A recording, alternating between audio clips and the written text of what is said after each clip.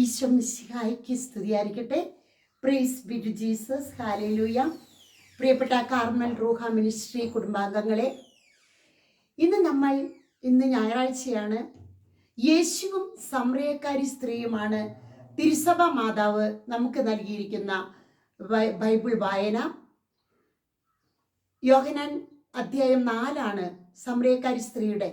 അവൾ കുടം അവിടെ വെച്ച് പിന്നീട് പട്ടണത്തിൽ പോയി നടന്ന കാര്യങ്ങളെല്ലാം എല്ലാവരോടും പറഞ്ഞു. ആദ്യ സുവിശേഷ പ്രഘോഷക, വചന പ്രഘോഷയാക്കി കർത്താവ് ആ സമറിയക്കാരി സ്ത്രീയെ മാറ്റുകയാണ്. അവളുടെ ദാഹം കർത്താവ് ജീവജലം പ്രദാനം ചെയ്യുന്നു.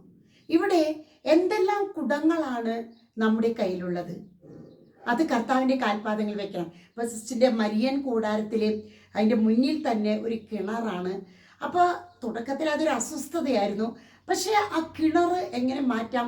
അപ്പോൾ വലത് കരം കൊണ്ട് ഞാൻ നിന്നെ താങ്ങി നിർത്തുന്നു എന്ന് പറഞ്ഞുകൊണ്ട് ആ മരിയൻ കൂടാരത്തിലെ കിണറിനരികെ നമ്മുടെ ഈശോയുടെ ഒരു മനോഹരമായ വലത് കരം ഇങ്ങനെ തഴുകാൻ പിടിച്ചിരിക്കുന്ന കരത്തോടു കൂടിയ ഒരു ഈശോയുടെ രൂപം വെച്ചു.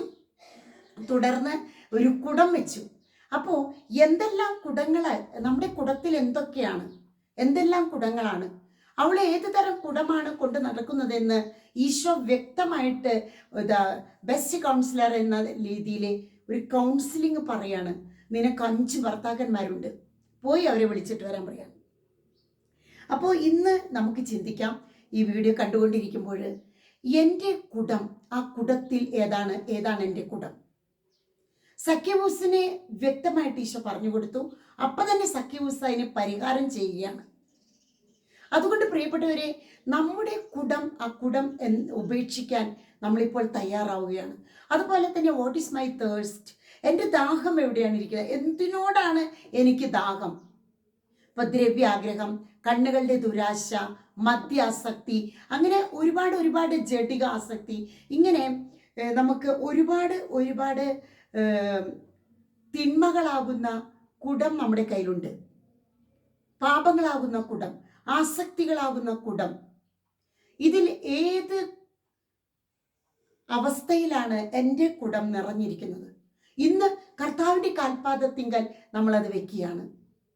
പാപപ്പൊറുതി അപേക്ഷിക്കുകയാണ്.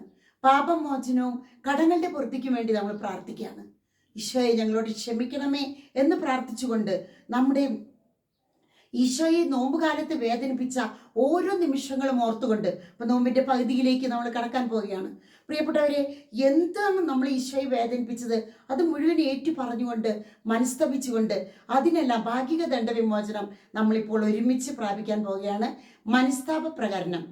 എൻ്റെ ദൈവമേ, ഏറ്റവും നല്ലവനും എല്ലാറ്റിനുപരിയായി സ്നേഹിക്കപ്പെടുവാൻ യോഗ്യനുമായ അങ്ങേക്കെതിരായി പാപം ചെയ്തു പോയതിനാൽ പൂർണ്ണ ഹൃദയത്തോടെ മനസ്തപിക്കുകയും പാപങ്ങളെ വെറുക്കുകയും ചെയ്യുന്നു. അങ്ങയെ ഞാൻ സ്നേഹിക്കുന്നു. എൻ്റെ പാപങ്ങളാൽ എൻ്റെ ആത്മാവിനെ അശുദ്ധമാക്കിയതിനാലും സ്വർഗത്തെ നഷ്ടമാക്കി നരകത്തിന് അർഹയായി തീർന്നതിനാലും ഞാൻ ഖേദിക്കുന്നു. അങ്ങയുടെ പ്രസാദപര സഹായത്താൽ പാപ സാഹചര്യങ്ങളെ ഉപേക്ഷിക്കുമെന്നും മേലിൽ പാപം ചെയ്യുകയില്ലെന്നും ദൃഢമായി ഞാൻ പ്രതിജ്ഞ ചെയ്യുന്നു.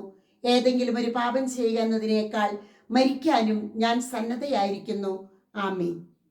ഇടയ്ക്കിടയ്ക്ക് മനസ്താപ പ്രകരണം നമുക്ക് പ്രാർത്ഥിച്ചുകൊണ്ട് ഭാഗിക ദണ്ഡവിമോചനം നമുക്ക് പ്രാപിക്കാം. ഈ നോമ്പുകാലം പുണ്യങ്ങൾ പൂക്കുന്ന പൂക്കാലമായി മാറട്ടെ. ആമേൻ.